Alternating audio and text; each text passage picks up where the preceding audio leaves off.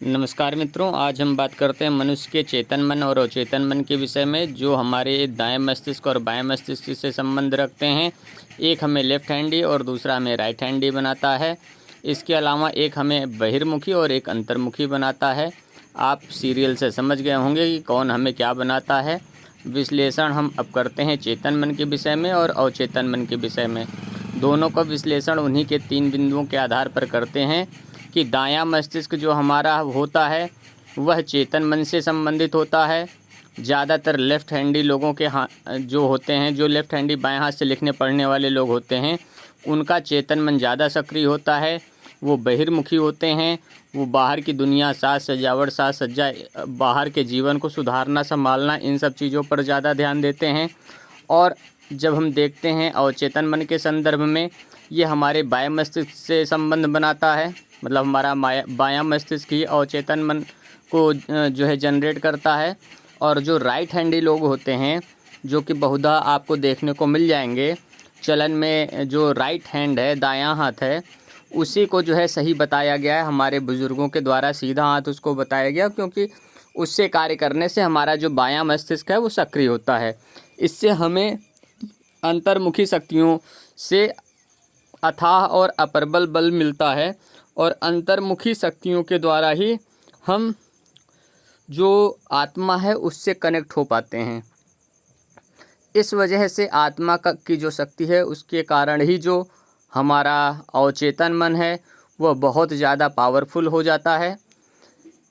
इस विषय को समझने के लिए हमें इसकी गूढ़ता को और समझना होगा कि अमूनन हम लोग जो पारिवारिक खानदानी बुजुर्गियत से कार्य पद्धति देखते, जानते, समझते आ रहे हैं अपने परिवार समाज में, प्रचलन जो दाएं हाथ से चलाया गया था वो इसीलिए चलाया गया था कि हम लोगों का जो बायां मस्तिष्क है वो ज़्यादा सक्रिय हो, और हमारी जो शक्तियां हैं वो आत्मा से कनेक्टेड हों, और आत्मा के द्वारा हम अपने आत्मबल की प्राप्ति करें।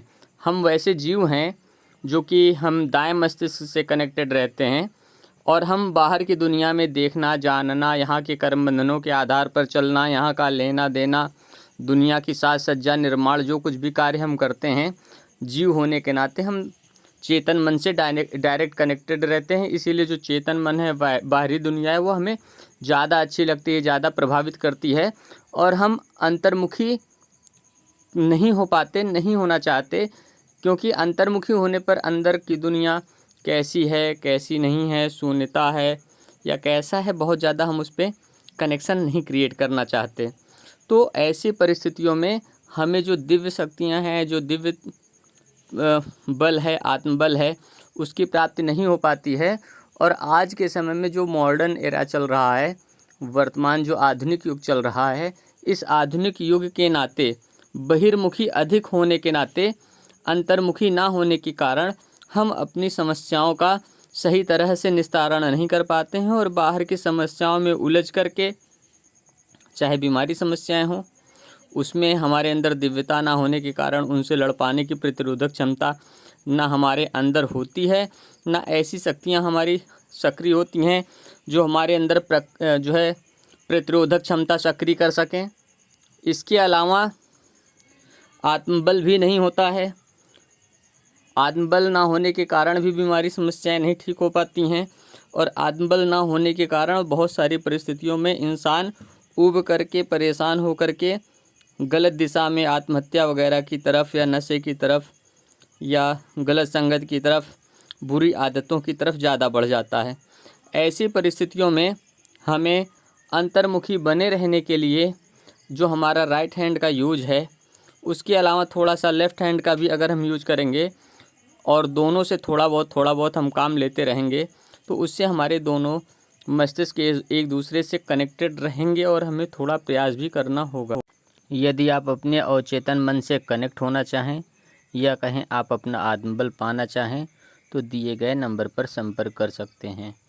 आपको सहज मार्ग बताया जाएगा जिससे आपको आत्मबल मिले।